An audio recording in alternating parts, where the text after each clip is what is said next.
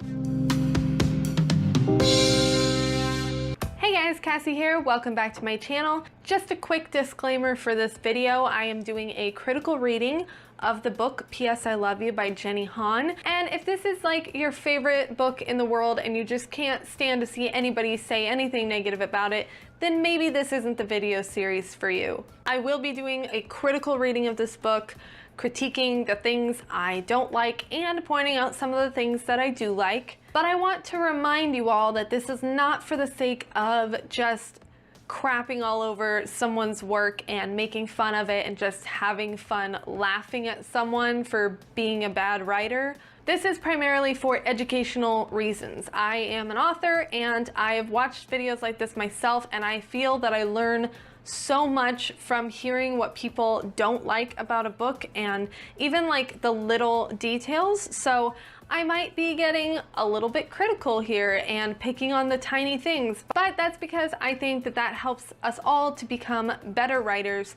and see what not to do, what sounds a little bit off, and how to do it better. So now that that disclaimer is out of the way, let's get back to the reading. Okay, so in chapter 51, Largie makes a cake for Kitty's cakewalk thing at her school, and Peter shows up and he and Lara Jean start arguing, and there's this weird part where like, well, he's asking her about John, and she's saying that like there's nothing going on between them, and then he asks if she kissed him, and she says yes, but that they were already broken up, and he starts yelling about how like he's been living the life of a celibate person ever since we started this stupid game, and before even, he says, and meanwhile you're fooling around with McLaren. First of all, she wasn't fooling around with him, and she kissed him after you guys broke up.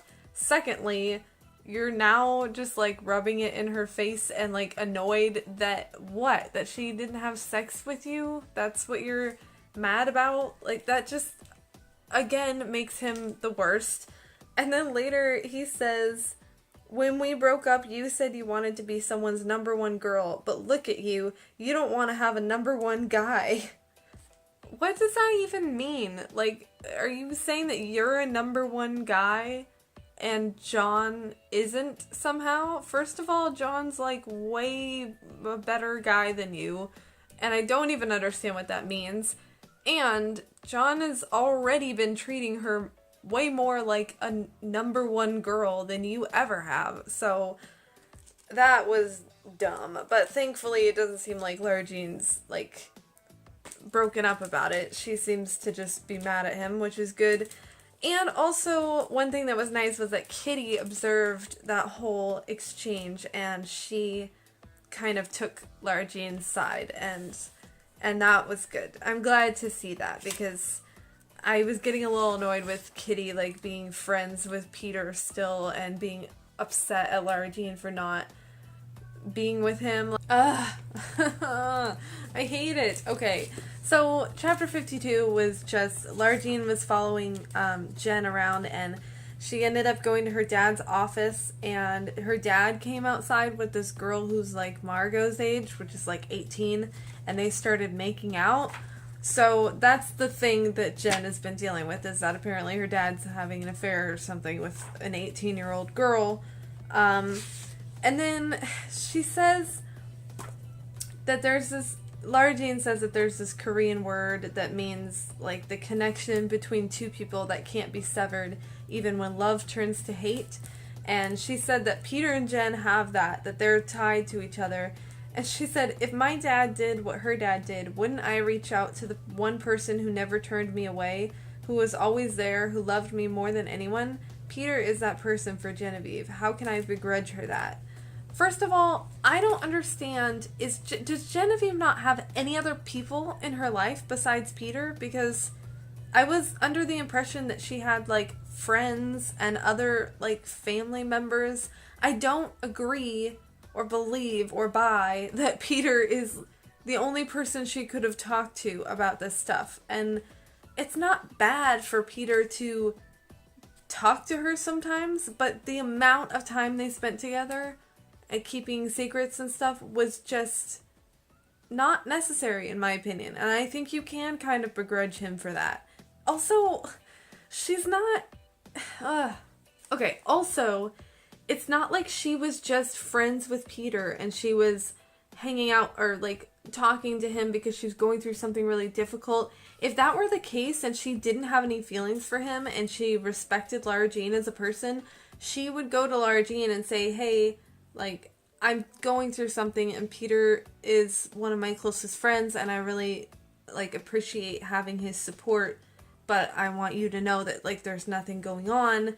But no, she doesn't do that. Instead, she constantly undermines Lara Jean and flirts with Peter openly in front of her. So, yeah, you kind of can begrudge her that, I think. You kind of can still think that she is a jerk and that she's being inappropriate and that Peter shouldn't be okay with that if he's dating you. That is totally fine. And I'm annoyed. I called it a while ago, if you remember. I said that I can't imagine anything that Jen could be going through that would make me okay with the way she and Peter interact together and the way she acts towards Lara Jean and that she openly flirts with Peter in front of Lara Jean. None of that is okay just because her dad is making out with an 18-year-old. Like, I'm sorry, that would be really hard, and it's okay for you to want to reach out to your friends, and it's okay for Peter to be one of those friends, but that doesn't mean that you have to try to drive a wedge between him and Lara Jean and put up their hot tub video and try to break them up and flirt with him all the time. None of that is excused just because you're going through a hard time, and I don't like the implication that everything's gonna just be fine now and she feels really bad for Jen now and I don't know what's gonna happen if she's gonna just instantly forgive Peter and be fine. That's stupid. That doesn't excuse all of your behavior. You can't just say, I'm going through a hard time, so I'm allowed to just do tons of jerky things and be an all-around mean person, and you can't be mad about it. Chapter 53 was really short too, and it was basically just the girls trying to get their dad to ask out their neighbor again, and he said that he would. So that's all that happened there.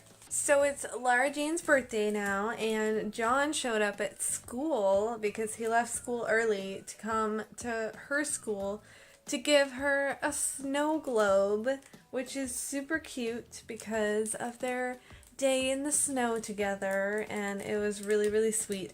But now Peter's walking up to them and he says he has something for her, and I haven't read ahead yet, and I'm nervous that it's gonna be something mean, maybe, or maybe it'll be something sweet, but I don't know. Just the attitude he has makes me feel like it's gonna be something really awkward and uncomfortable. So let's see how he's about to ruin this sweet moment. Ugh. Oh my gosh. Peter. This might be the worst thing he's ever said. I'm flabbergasted. Okay. The thing that he had for her was her heart locket that he took back from her after they broke up. And he said it's yours and that it wouldn't look right on another girl. And she tried to give it back to him and said she couldn't accept it. And he says, no, when I get you back, I'm going to put that necklace back around your neck and pin you. Oh my gosh, Peter. No. I just... That's such a weird thing. I mean, after that he said, like, the 1950s, remember, Lara Jean? So I think he was trying to make some kind of, like, cute reference, but it just sounds really creepy and sexist and... oh my gosh, oh my gosh, he's the freaking worst and I hate him. He is the kind of guy who as soon as you, like, he just treats you like whatever and not that great and doesn't appreciate you at all until you finally break up with him and then find someone who does appreciate you. And now he's like, here's your necklace back and I'm gonna win you back and tell me what your wish is. Wish for anything and I'll give it to you, Lara Jean. All you have to do is ask. Like, shut up. Go away. Why didn't you do any of this when she was dating you? Because you didn't appreciate her enough, and now she's found someone better, and you can't just come crawling back to her. Ugh. Peter. I hate him. Haha! John just said exactly what I just said. He said, "What are you doing, Kavinsky? This is pathetic. You treated her like garbage, and now you decide you want her back?" Exactly, John. Exactly. I feel like Lara Jean is almost feeling bad and guilty because, like, Peter said, you promised you wouldn't break my heart. In the contract you said you wouldn't, but you did. And she said, I've never heard him sound so sincere, so heartfelt. I'm sorry, I say, my voice whisper thin. I just can't. Honey, your voice doesn't have to be whisper thin. Just be strong and say, like, this is so manipulative. This is such garbage. I hate when people do crap like this. It's the worst. This is a great example. I really hope I'm wrong about her getting back together with Peter. I hope that when I heard that she ends up with Peter, people were just talking about the first book, because that would make sense. Because if she legitimately goes back to being with Peter, I don't see how that's possible. Like, it almost makes me want to read the third book just to see how it's at all possible that that happens and that people don't despise this series to their very core. Because this is just classic, like, manipulative, annoying, stupid behavior from a boy, and I can't stand it. She doesn't need to feel guilty for deciding to be with someone who treats her better, and it's just, ugh. And or for breaking up with you for not treating her well in the first place. That's on you, buddy. You should have treated her better, and then maybe she wouldn't have broken your heart. Oh my gosh, I almost hate Lara Jean as much as Peter at this point, because she's still confused. She's still saying, what would I regret losing more, the reality of Peter or the dream of John? Who can't I live without? Why are you even questioning whether or not you can live without Peter at this point? Like, yeah, you definitely can. Trust me, your life will be much better without someone like that in it. It's not even a question. Ugh, she's so dumb. Oh my gosh, she's going on and on about how there's so much to love about both of them. And first of all, the things that she's choosing to say about John are not even the things that are really what matters. Like, she says, I think back to John's hand on mine, lying next to him in the snow, the way his eyes looked even bluer when he laughed. I don't want to give that up. First of all, you should be thinking about, like, all the sweet and romantic, kind things that he's done for you, to go out of his way to make you happy and to, like, just, those are the important things. The way he treats you and makes you feel special and valued is what's important here. But then she says, I don't want to give up Peter either. There are so many things to love about them both. Peter's boyish confidence, his sunny outlook on life, the way he is so kind to Kitty. John's really kind to Kitty too, so screw that. And John also has a really sunny outlook on life, it seems. He's not like some pessimistic weirdo. He seems like a pretty confident and happy, optimistic person. And the way my heart flips over every time I see his car pull up in front of my house. Didn't you just have that same reaction when John pulled up in front of your house too? Like, so far it seems like everything Peter has, John has also, but he also has way more, and Peter has a bunch of really crappy, manipulative, like, annoying qualities. So there's no question in my mind, and I don't understand why there's any question in her mind or anyone who reads this book. This is so dumb. They come back to her house, or wait, is that where they are? I don't know. It doesn't really matter. They drive off together. Yes, they're in front of her house, her and John. And he says, did I even have a shot? And she said, I could fall in love with you so easily. I'm halfway there already. You're so perfect in my memory, and you're perfect now. It's like I dreamed you into being. Of all the boys, you're the one I would pick. And he says, but? And she says, but I still love Peter. I can't help it. He got here first, and he just won't leave. And then she says that she really likes him, and he says, I don't think it was our time then, back like the 8th grade formal that they didn't get to go to. I guess it isn't now either, but one day maybe it will be. And it's just dumb. Like, I get that she's still hung up on Peter, and maybe it's not the best time for her to get into another relationship, but I don't know, man. I mean, if I was with someone who treated me the way Peter honestly, Peter very much reminds me of one of my exes. So I have somewhat of an idea of what this would be like to, like, have a relationship end and so quickly meet someone else who, like, just adores you and treats you amazingly. I've kind of been in that position.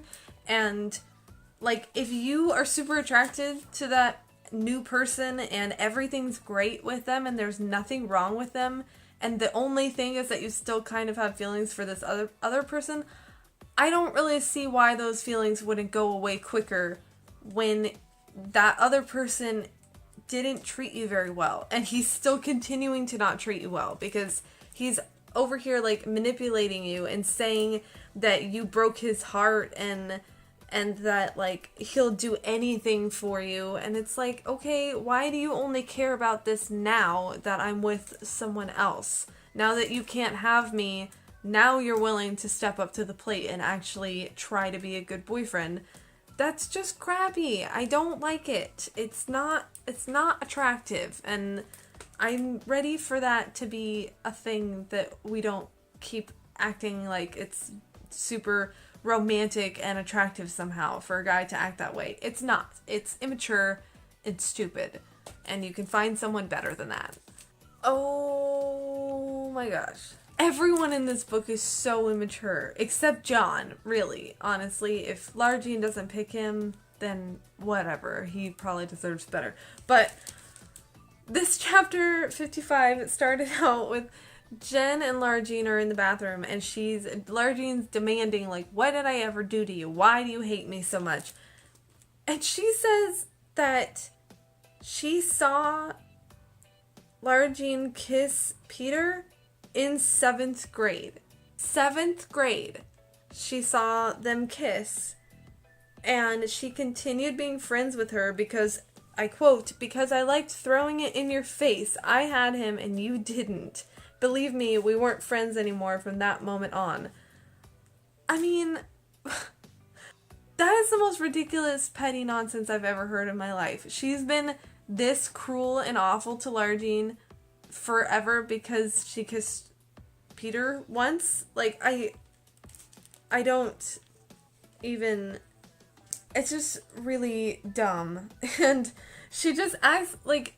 Jen said earlier, like, something about, you're a phony, your whole sugary sweet routine makes me sick. You know that? You've got everyone fooled, but I know who you really are. Like, okay, maybe she did kiss Peter, but that doesn't mean she's not a sweet person and that she's a phony all the time. It's just, I think, a really big overreaction. And maybe some communication would go a long way. Like, maybe you should have talked to her about this years ago instead of just being cruel and horrible to her forever. Maybe I'm just too old for this crap. That might be it. That might really be my main problem with this whole book, is that I'm just too old for this. Okay, hang on. Also, Jen just said, I couldn't remember the timeline, but Jen just said the only reason he kissed you that day was because I wouldn't. You were his second choice. So they weren't even together yet. Peter and Jen weren't even dating. And she's this mad at Largene to treat her like crap for years because she kissed a boy that she wasn't even dating, that she just liked. What? she's insane. If Lara Jean ends up feeling like, oh yeah, you're right, like that was justified, we both did stuff that was wrong, then that is just absurd, because Jen's crazy. You can't just treat someone as horribly as you've treated Lara Jean for years afterwards for kissing a boy that you liked once. And then you ended up dating him for like years. Oh my gosh, this girl is crazy. And exactly what I just said would be stupid is what happens. Lara Jean just immediately says, it all makes sense. That everything Jen's ever done makes sense, and she does say it's no excuse for all the things she's done, but I see my part in it now. I should have told her about the kiss right away, way back in 7th grade. I knew how much she liked him. And then she apologizes to Jen and says she would take it back if she could.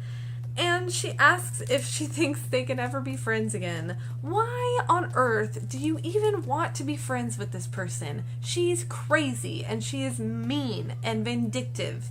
And she could have just asked you at the time, like, hey, I saw you kiss Peter and it really hurt my feelings, or something. Like, this is stupid. You shouldn't want to continue to be friends with this person. It shouldn't be any sweat off your back that she doesn't want to be friends with you anymore. Just move on. Alright, moving on to the last chapter of the book. We're almost there. Oh my gosh, this is exciting. Also, it's kind of weird because I'm really wondering what's going to happen in the last chapter to like sum it all up. I feel, okay, I'll save that for the wrap up at the end. Save those thoughts. Just hold it. Hold it in.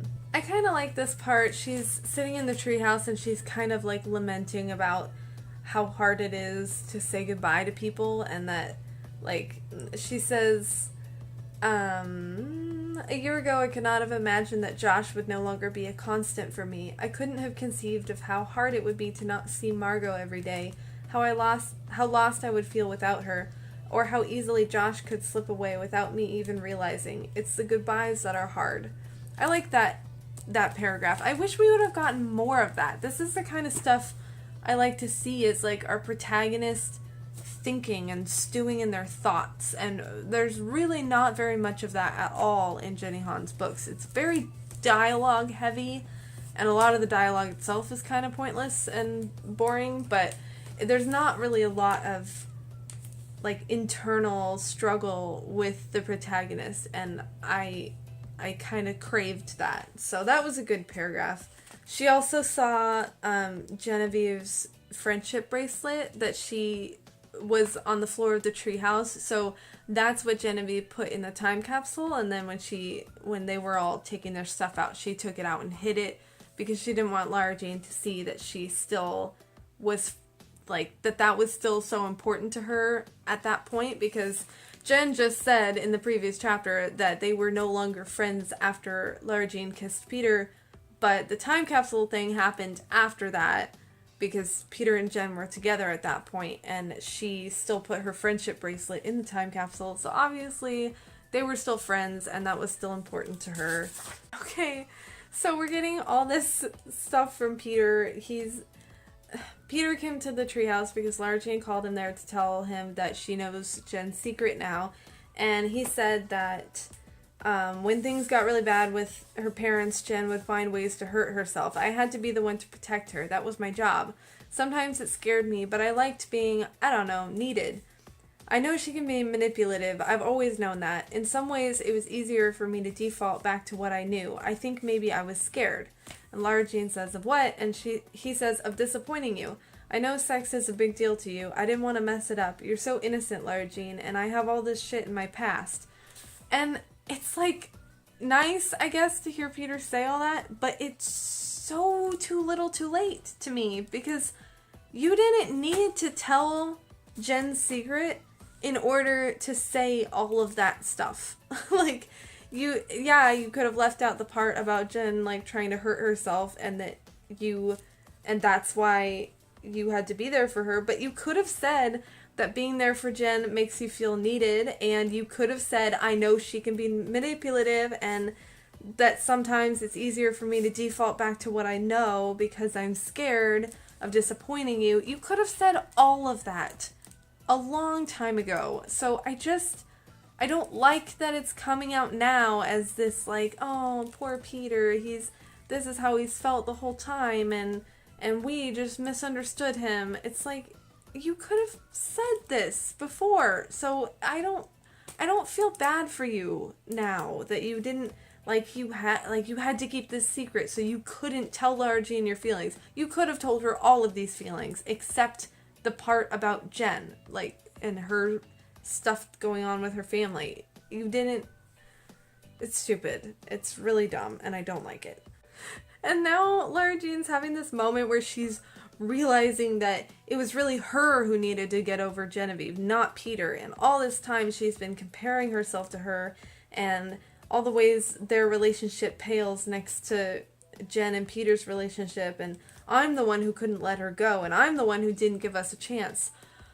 Girl, please. Oh my gosh. This is so stupid. I'm kind of glad this book ended so stupidly, so I officially know that I'm not going to read the third one, because this is the dumbest crap I've ever heard. You are not, yes, you probably did compare yourself to Jen too much, but Peter absolutely was also the one who wasn't giving you guys a chance by not freaking talking to you and by being with Jen so much. I guess if she needed him and legitimately was trying to hurt herself, then sure, he should be there for her. But you can also still talk to your girlfriend. You don't have to tell her Jen's dad is having an affair, or I guess they're divorced now, but he didn't have to tell her that Jen's dad is dating some teenager in order to tell Lara Jean how he feels and give their relationship more of a chance and be honest with her and open with her. It's so stupid that she's acting like this is all on her and Peter did absolutely nothing, and I hate it so much. Oh my gosh. So Peter just said that he loves her, and yay, and she's feeling all dizzy and giddy, and she says, this is the weirdest thing, she says really weird things sometimes about boys and the things that she likes about them. She says, I am a girl who is loved by a boy, and not just her sisters and father and dog, a boy with beautiful eyebrows and a sleight of hand. What does that even mean? Is Peter known to have a sleight of hand? Oh my gosh, this again. Oh, I can't. He says, I've been going crazy without you. And she says, you're saying I drive you crazy too? Because remember that time when she was so mad at him for saying that she's just easy to be around and that she doesn't make him feel crazy? Because apparently that's a super rude and horrible thing to say to a girl that no girl would ever want to hear. So of course now she's happy because he groans and says, I'm saying you drive me more crazy than any girl I've ever met. Oh, joy. It's so sweet and healthy. Okay, so I finished the book, and I will say I do kind of like this one part at the end where Peter says, she says, in the contract we said we couldn't break each other's hearts. What if we do it again? And he says, what if we do? If we're so guarded, it's not going to be anything. Let's do it for effing real. Or let's do it effing for real, Lara Jean. Let's go all in. No more contract. No more safety net. You can break my heart. Do whatever you want with it. And that's when she kind of, decides and kind of learns her lesson that in order to fully experience love and life, you have to be willing to take risks and you have to let your guard down a little bit, which is a very good message. That message at the very end of the book, I do agree with. But don't accomplish that by dating a guy like Peter, maybe. I mean, I guess you can have some fun with a guy like Peter, but I just... I don't know, you guys. So, I'm done with the book, and I don't know. It got better with John. That was like the part that I liked, and then it just went to crap again, and the last few chapters were just horrible and stupid, and I hate that everything I said was gonna happen that I wasn't gonna like is exactly what happened. She found out about Jen's secret, and that made it like, oh, magically, it's fine that Jen's always been the worst and super mean to me because I kissed Peter once when she had a crush on him. Apparently, that means you're allowed to treat me like crap for years to come, even though you are the one who ended up dating him in the first place anyway. So it's like, who even cares that he kissed Lara Jean if he ended up picking you? It doesn't matter. And then, to top it all off, she just totally went back with Peter, and not only went back with him, but like acted like everything that happened between them was completely only her fault, and it was just her comparing herself to Jen, and that was their only problem in their relationship. Nothing else mattered. All of the other ways that Peter has been the worst just were completely overlooked. I think by Lara Jean and by the author, which is the thing that bugs me the most, is that I feel like we are supposed to be coming to the same conclusion that Lara Jean is coming to. Like, yeah, you're right. You have been silly. You have been comparing yourself to Jen too much, and that was your only problem, and yay, she's back with Peter. And I've heard people who love Peter, like, they really, really love him, and think that they're great together, and I just don't understand. It's so, it's not a good relationship. It's not a healthy relationship, and she would have been so much better off with John. So much better off with John. It's not even a question. So, yeah, that was that. That was the end of the book, and I'm very happy to be done reading this book. It was interesting. I really liked the chapters with John. I'll just, like, in my mind pretend that she picked John, and then it'll be good. But no, it was bad. It was not good. But it's been an adventure reading this with you guys. I don't know if I'm going to do videos like this in the future, because I'll be honest, it was so much more work than I expected it to be. I thought it would be just kind of fun and whatever to, like, read a book and film while I chat about it, but it actually took a whole heck of a lot of time to do all these videos. Not just, like, editing the clips together, but actually filming the clips too. It took a long time, and I haven't had necessarily the greatest response. Like, people are watching these videos, but they're not, like, getting tons of comments or anything, and it's not like that's the only reason I do videos. I don't get a ton of comments on any of my videos, really, and I still do them because I like it. But being that this series took me so much longer and so much more work than my regular videos, I just don't think I can justify continuing to make videos like this if it's going to take that long and not really going to have a very great, what's the word? I am totally blanking on the word I'm trying to think of. It's not reaction, but basically, if it's not going to have a very great reaction from you guys, the public, then it's not really worth all the time and effort to put into it instead of making other videos that I think I'd have more fun with. So this has been fun. I might do some more of these in the future, but don't count on it. But thank you guys for watching. If any of you are still around at this point and you stuck it through the whole series, I really appreciate it a lot. Let me know in the comments below all the reasons that you think Peter sucks. And if you don't think Peter sucks, then go away. No, just kidding.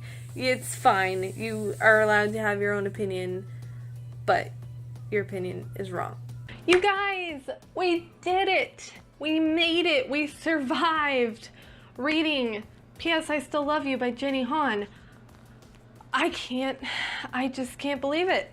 I can't believe we've made it this far, honestly. Honestly, this has been fun, different kind of videos that I'm used to making, and I had a good time with it. I did, and I just want to thank all of you, any of you who have stuck it out this far, watched all of these super long videos of me just whining about things I don't like in a book. I mean, seriously, y'all are like my super fans if you've watched all of these, because I don't understand why you would want to.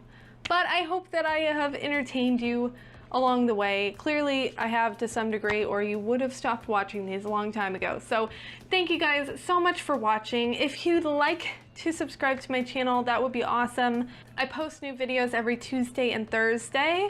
Anywho, thank y'all for watching. This has been a crazy journey, and I really appreciate the support in this difficult time. So, peace.